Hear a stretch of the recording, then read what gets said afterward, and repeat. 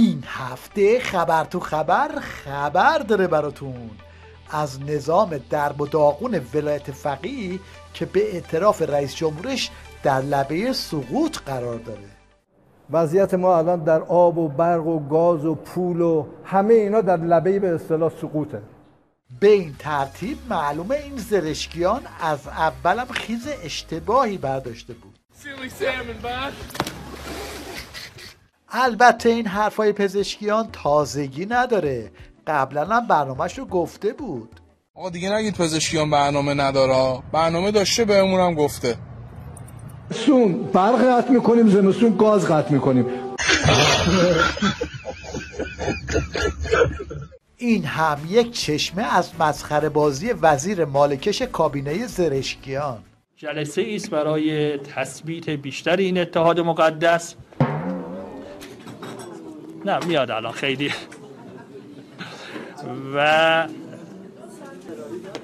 نه اینجا اضطراری حتما داره ولی اگه احیانا نمی داشتیم اینجا دیگه آبولی وزارت فرهنگ میرم. خب این دو شاخه عمامه‌دار هم میخواست برای بحران برق راه حل بده، اما نتیجهش این اراجیف شد.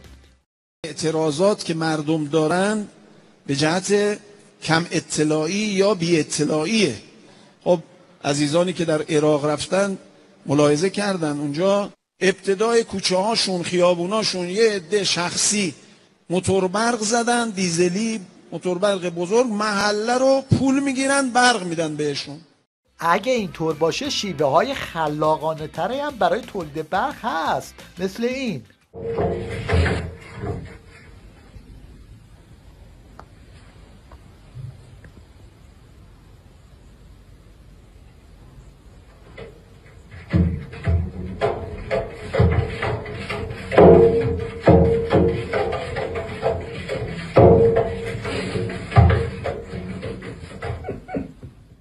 یادمون نرفته که امام دجالشون درباره آب و برق مجانی چیا گفته بود. البته الان کاربرای فضای مجازی با هوش مصنوعی جوابش رو دادن. آب و برق را مجانی میکنیم، اتوبوس را مجانی میکنیم. وقتی مناظره نمایشی هم برگزار میکنن رشته اوضاع از دستشون خارج میشه و بساط دین فروشیشون هم به هم میخوره. شما امام خمینی رو قبول دارید؟ امام خمینی تو سخنرانی به سراشون چی میگن؟ میگن پدران ما چه حقی داشتن که برای ما حاکم تعیین بکنن؟ خب حالا میگن که اگر که اونها برای ما نداشتن ولی خدا کرد داره که خب شما این که میگم شما خودتون رو نماینده خدا میدونید، پس نگید ما این حرف رو نزدیم. ما پیرو خدا هستیم. خدا که به شما این حق رو داده که شما نماینده تعیین بکنید. نماینده چی تعیین میکنه؟ اسلام به ما گفته حکومت اسلامی تشکیل بدید. حکومت رو بر اساس اسلام. حکومت اسلام با کدوم قرائت؟ با قرائتی که شما از اسلام دارید. این هم یک چشمه دیگه از وضعیت نظام از زبون کارشناسای حکومتی. آقا ما نمیخوایم بریم بهشت، کیو باید ببینیم؟ آقا من میخوام برم جهنم، کیو باید ببینم؟ من که خدا به من اختیار نداده. اون بهشتی که تو میگی نمیخوام برم. یک. دو، من آقا نمیخوام به من یارانه و سوبسید. آقا من نمیخوام فکر من باشی. نمیخوام به من گوشت از اون قیمت. من میخوام گوشت رو به قیمت روز اروپا بخرم. همونی که تو پاریس میفروشن تو تهران به من بفروشین. آقا $5 5 یوروه. ناترازی زرشکیان فقط به آب و برق محدود نمیشه. این روزا دیگه تق وفاقش هم در اومده. یک نوع بی‌اعتمادی توی مردم نسبت به دولت، نسبت به سیاست، نسبت به اصلاح طلبی. ما هم محبوبیتی که حالا خیلی نداشتیم و اون وفاق، شعار وفاق کششو نداره. به نظر من جنگ 12 روزه پایان پروژه وفاق بود. وفاق ملی تعطیل شد. از بدبختی‌های نظام تو سیاست داخلیش گفتیم، اینم یه بزبیاری توی سیاست خارجیشون. مثلا 2 ماه از قانون مجلس نگذشته برای تعلیق همکاری با آژانس، جمعی از جاسوسان آژانس در پوشش بازرس دوباره اومدن به ایران و این در حالی که خود شما زمان جنگ گفتید که جنگ تمام شما به حساب گروسی میرسیم. الان ظاهرا گروسی که داره به حساب ما میرسه. آقای لاریجان مملکت روی حواس، بعد این مشنگ ریشدار برای ایرانیای خارج از کشور کارت دعوت میفرسته. امروز به عنوان رئیس شورای اطلاع رسانی دولت اینجا خیلی محکم و جدی میگم به تمام عزیزان ما ایرانیان خارج کشور، غیر از اونها که پرونده‌های خیلی سنگینی دارن و دستشون به خون آلوده شده، ما بقیه هر کس خواست برگرده. خبر تو خبر. مشنگستان این هفته رو با یه جمله از رئیس جمهور بی اختیار نظام ولایت شروع میکنیم. من به قوه قضاییه نمیتونم بگم این زندانیای سیاسی رو آزاد کن یا نکن. این اختیاری که دارمه، نه اینکه نظر منه. به خاطر همینم است که تو فضای مجازی به سوژه جوک و دابسمش تبدیل شده. یا ایها الذین آمنوا کونوا قوامین لله. حالا یادم بیاد الان میگم. پشت سر این میگه به اصطلاح چی میگن؟ توصیه میکنه به این که ما کذالک جعلناکم، نه. حالا آیه‌ای هست که میگه به اصطلاح اوصل اشیاف به اصطلاح این ما این و شمایید که آینده رو به هر حال نمیدونم چرا اینجوری شدن. پزشکا معمولا خیلی سنگینن، به خصوص جراحا. این هم یک روایت دیگه از کارنامه پاره‌پوره زرشکیان. آقا گوش قیمتش چنده مردم؟ 400 بود. از وقتی گول حرفای تر خوردیم شده 800. برنج چنده؟ بازم گول حرفات خوردیم 800 بود شده 1500 به لطف شما. خونه چنده؟ با چادر زندگی منیم، خانه قیمت نداریم داداش. این چنده؟ چی بود؟ چند بود چند شده؟ حالا که تا اینجا اومدیم یک نگاهی هم به دستاوردهای نظام بندازیم. از سیستم هواپیماییش.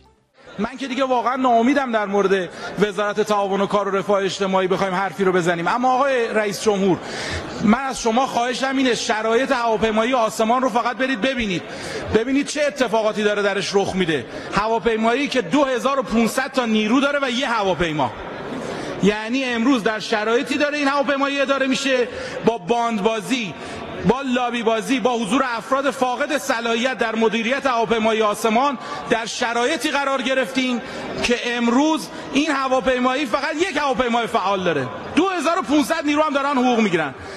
تا آخر و عاقبت رابطه عظما با روس‌ها. تو همین جنگ اخیر و جنگ قبلی که اسرائیل در واقع تمام مراکز پدافندی ما رو زد، اینا بالاخره یه مقدار شک و تردیدایی بود که چرا اسرائیل دقیق اینا رو مطلعه. من تحلیلی به شما میگم، روس‌ها اطلاعاتشو به اسرائیلی‌ها داده بودن. ببینید پشت پرده نظام ولایت چه خبره که توی تلویزیونشون مجری اینطوری میگه. ولی من جنگ 8 ساله رو که تجربه کردم به این خاطر دوست دارم که آدما دو دسته بودن. اونایی که مرد رفتن به جبهه بودن، اونایی که مثل من مرد رفتن به جبهه نبودن. اما کسی نمی نشست تحلیل محتوایی بکنه که نه جنگ به صلاح نیست، اصلا این صدام با ما کاری نداره، ما شروع کننده جنگ بودیم و الا این اتفاقات نمی افتاد. الان عوض شده. الان اونایی که مرد نجنگیدنن و نه مرد جنگیدن، نمیخوام بگم نامردن، الان اونا شروع میکنن تحلیل دادن، گفتمان ایجاد کردن، یه فضای جدید نظری ایجاد کردن که آقا میشه با آمریکایی‌ها اینجوری و اونجوری و میشه اینجوری کرد و میشه اونجوری کرد. همه اینا نشون دهنده اینه که نظام ولایت داره میره توی گور و خود عظما هم سرنوشتش همینه. الو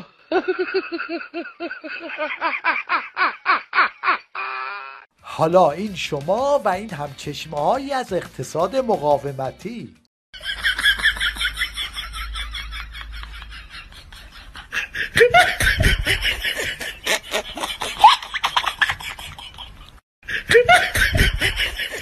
این هم یک پنکه دانش بنیان.